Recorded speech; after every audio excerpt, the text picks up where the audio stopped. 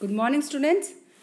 Today we are going to learn about resources. Children, you have already know what is resources, what is the importance of resources and what are the types. Now once again we are going to learn it very elaborately.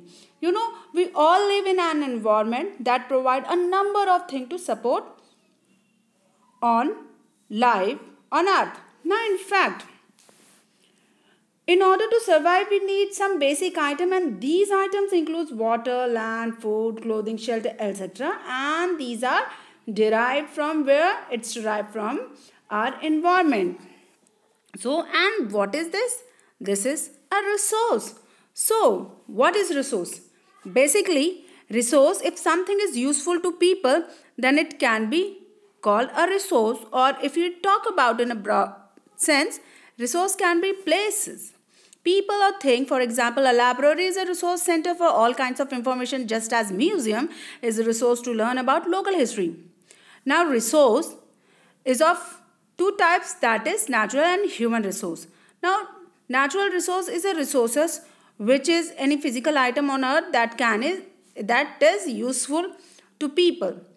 So, natural resource can be comprises of natural product of the land, air and sea. Let's see, there are a different type of resources. So if we talk about on the basis of uses, resources can be actual or potential.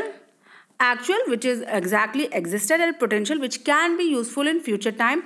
If we see on the basis of origin, it can be a biotic. Biotic means living, and abiotic, it is non-living. It can, if we see on the basis of renewability, it can be renewable, that which can be renewed again and again, and next is non-renewable, that cannot be renewed again. When it is exhausted, it will finish. And if it's based on sources, the sources, it can be divided into three ways, that is natural. Natural includes water, air, etc. Human made, which is made by the human, and human resources. And what are these human resources? Human resources include education, health, intelligence. So today we are going to cover first natural resources. Now, what is natural resources? Natural resources are naturally occurring a substance that are considered valuable in their relatively unmodified nature form. Now, any part of our natural material that man can be utilized to promote the welfare may be regarded as natural resources. Can you see in this picture? Now, in this picture, you can see solar energy, soil, coal, fish, water tank, timber, etc. are the natural resources for us. So, overall, natural resources that are drawn directly from the nature and used without much modification. It is called natural resources. The air we breathe, the water we drink, the soil in which we grow plants, the mineral we use to satisfy our different needs are the sources of natural resources. And it is a gift from the nature. Now, these are also essential for the survival of the life on the earth. Now, why natural resources is important? Now, natural resources is important because it leaves the wastage and it maximizes the economic advantage of a country. Now, availability of natural resources also reduce the transportation cost. Now, basically the industrial zones select those areas where natural resources are available abundantly.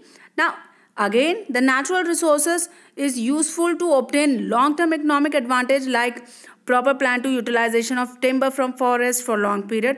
Now, it also help in achieve multi-purpose advantages, or it has a multi-purpose advantage like construction of a river for protection against the flood, proper irrigation, etc.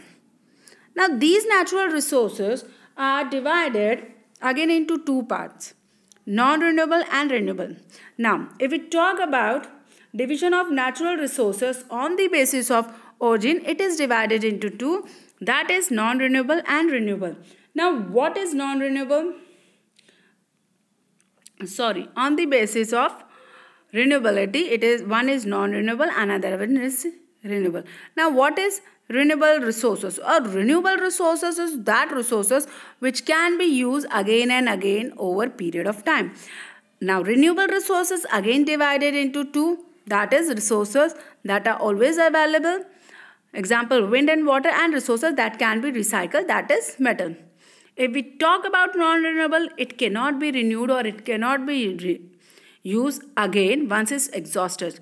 Now this non-renewable is also divided into two, that is resources that are consumed when we use, for example, coal, and resources that can be exhausted by overuse.